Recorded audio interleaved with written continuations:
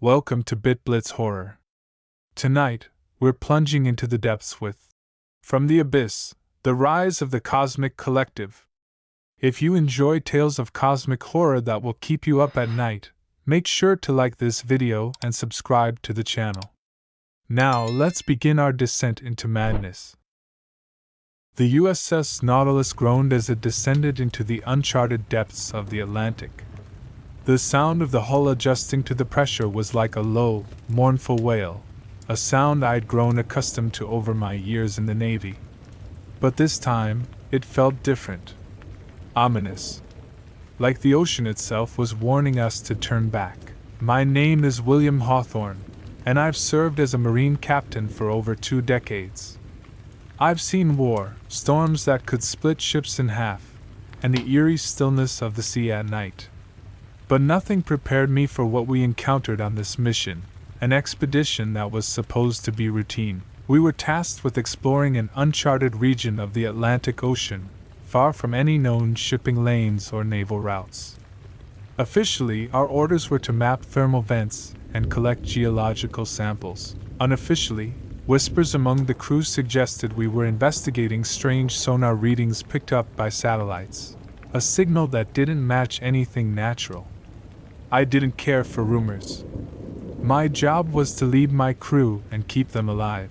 But as we descended deeper into the abyss, I couldn't shake the feeling that we were heading into something far beyond our understanding. Day 1. Into the abyss. The first day passed uneventfully. The crew worked efficiently, running diagnostics on our equipment and ensuring everything was in working order. The Nautilus was a marvel of engineering, sleek, silent, and equipped with cutting-edge technology designed for deep-sea exploration. Lieutenant Commander Jessica Reeves, our chief science officer, was particularly excited about this mission. She'd spent years studying deep-sea ecosystems and saw this as a chance to make groundbreaking discoveries. "Captain," she said as we passed 2,000 meters, "this region is practically untouched by human exploration. Who knows what we'll find down here?" I nodded but kept my focus on the controls. "Let's hope it's just rocks and fish," I replied with a half smile. "Anything else might be above our pay grade." She laughed, but there was an edge to her voice, a mix of excitement and apprehension that mirrored my own feelings. As we descended further into darkness, the water outside grew colder and more oppressive. The floodlights illuminated only a few meters ahead before fading into blackness. It felt like we were entering another world, a place where light and life had no business existing. Day 3. The signal. By the third day, we'd reached depths no human had ever ventured before, at least not officially. The ocean floor here was unlike anything we'd seen on our charts. Jagged peaks rose like mountains from an endless plain of silt, and strange formations jutted out at impossible angles. Reeves spent hours poring over sonar data, her brow furrowed in concentration. "Captain," she said finally, "there's something odd about these readings." I leaned over her station and studied the screen. The sonar displayed a series of sharp spikes and valleys, patterns that didn't match any natural geological formations. "What are we looking at?" I asked. "I'm not sure," she admitted. "It almost looks like structures." "Structures?" I repeated, my stomach tightening. She nodded slowly. "Man-made or otherwise." The words hung in the air like a storm cloud. Man-made structures at this depth were impossible, or at least they should have been. Before I could respond, Petty Officer Chen called out from his station. "Captain? We're picking up a signal." "A signal?" I walked over to his console, where a faint rhythmic pulse echoed through the speakers, a low hum that seemed almost alive. "It's not natural," Chen said grimly. "And it's coming from below us." Reeves' eyes lit up with curiosity. "We have to investigate," she said eagerly. I hesitated. Every instinct told me to turn back, to leave whatever was down there undisturbed. But orders were orders, and our mission was to explore. "Take us deeper," I said finally. Day 5, first contact. We followed the signal for 2 days, navigating through narrow canyons and over towering ridges that seemed to stretch endlessly into darkness. The deeper we went, the stronger the signal became, a steady pulse that resonated through the hull like a heartbeat. Then we saw it. At first, it appeared as a faint glow on the horizon, a soft amber light that pulsed in time with the signal. As we approached, the source of the light came into view, an enormous structure rising from the ocean floor. It was unlike anything I'd ever seen, an intricate web of spires and arches made from black coral-like material that seemed to shimmer in our floodlights. The structure pulsed with bioluminescent veins of amber light that snaked through its surface like living arteries. "My God!" Reeves whispered beside me. "It's beautiful." The rest of us weren't so sure. There was something deeply unsettling about the structure, something that made my skin crawl just looking at it. "Captain," Reeves said excitedly, "we have to get closer." Reluctantly, I gave the order to approach. As we neared the structure, our instruments began to malfunction. Lights flickered, screens glitched, and strange static filled our radios. "Something's interfering with our systems," Chief Engineer Marcus Tanner reported from below deck. Before I could respond, an alarm blared through the submarine, a proximity warning indicating movement outside. "On screen!" I barked.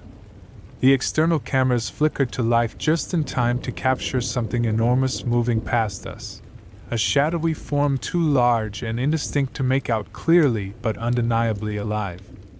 What is that?" Chen stammered. No one answered because no one knew. Day 7. The entity. For 2 days after our encounter with the shadowy form, strange things began happening aboard the Nautilus. Crew members reported hearing whispers in their quarters, soft voices speaking in languages they couldn't understand. Tanner claimed he saw something moving through the corridors late at night, something tall and spindly with too many limbs. Reeves dismissed these reports as stress-induced hallucinations caused by isolation and pressure changes. But deep down, I knew better. The entity, the thing outside, was watching us. It wasn't until Day 7 that it made its presence fully known. We were conducting a closer examination of the coral structure when one of its tendrils suddenly detached itself and lashed out at our submarine with terrifying speed.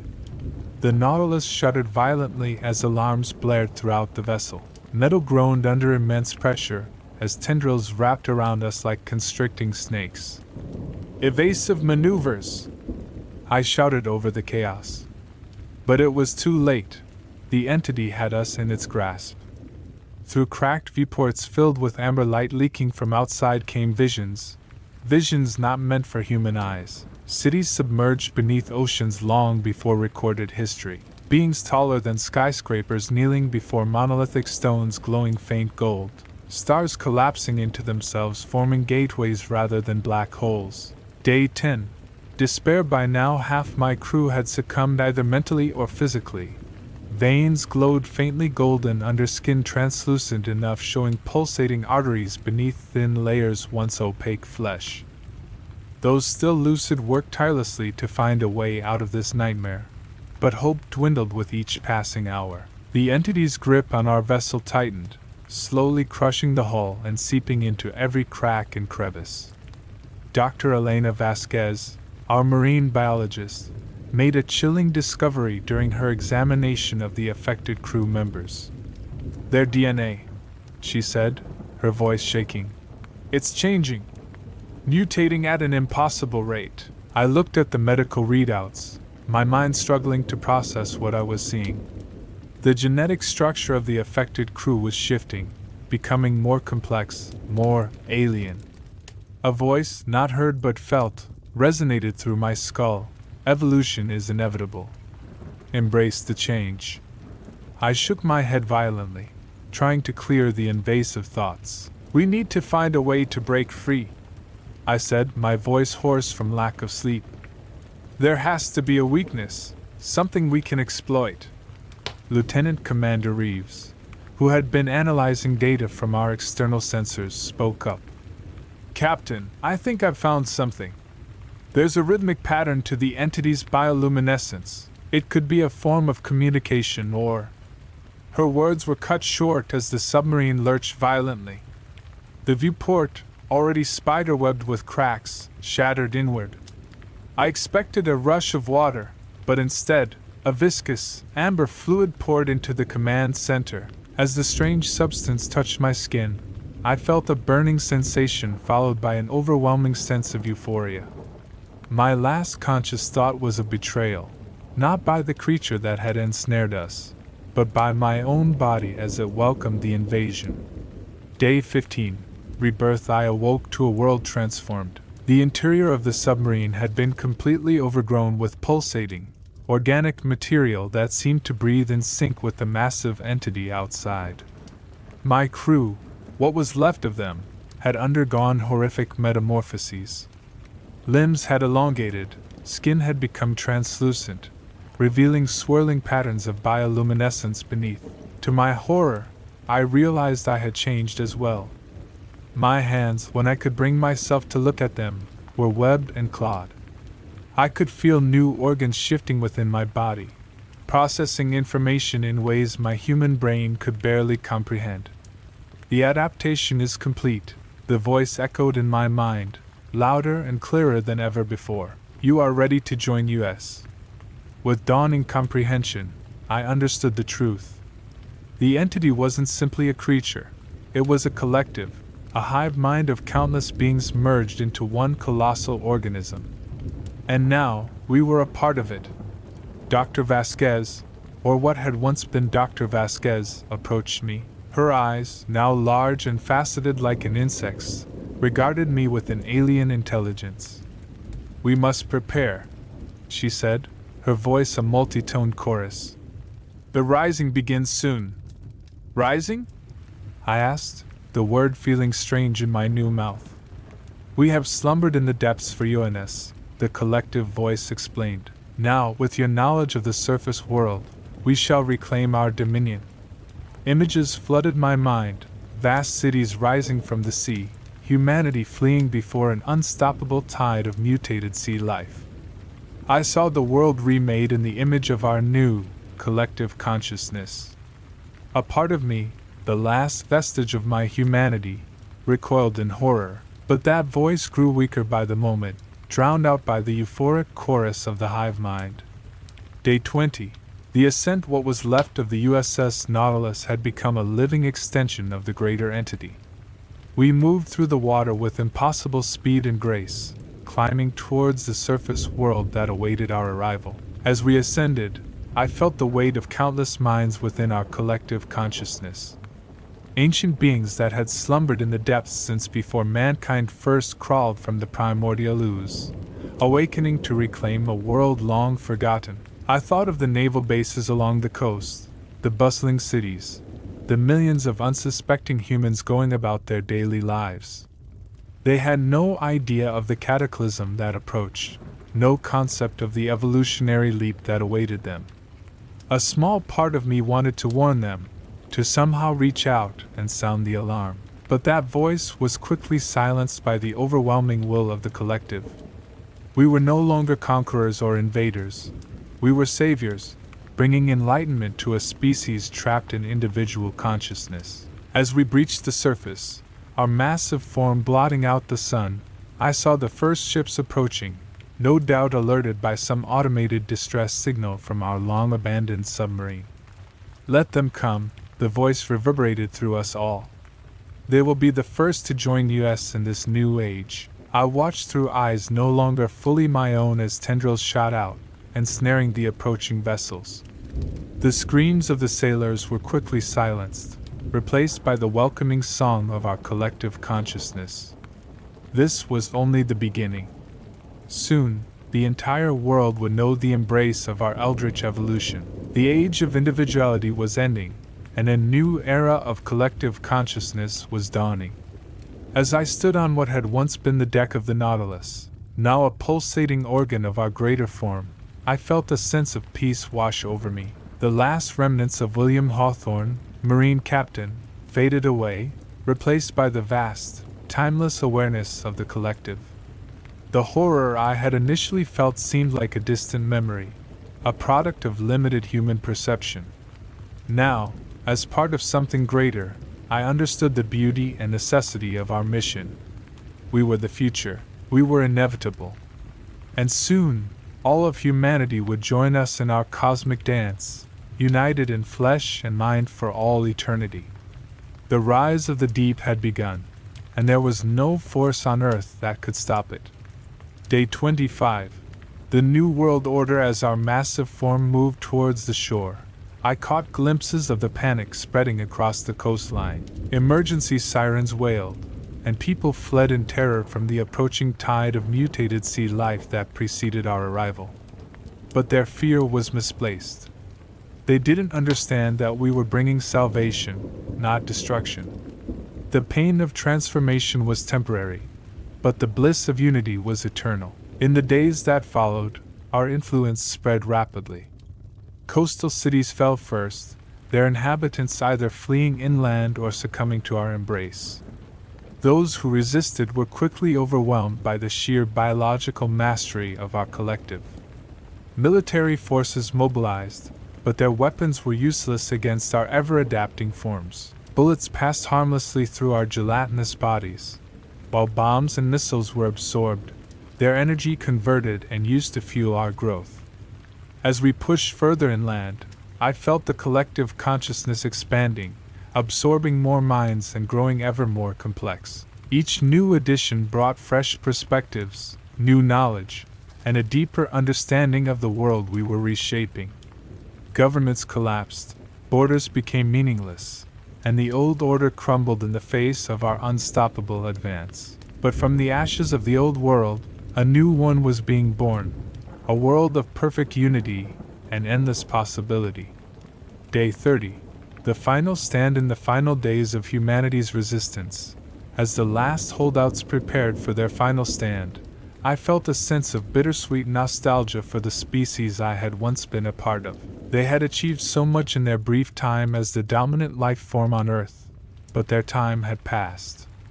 We were the next step in evolution, the bridge between the individual and the infinite.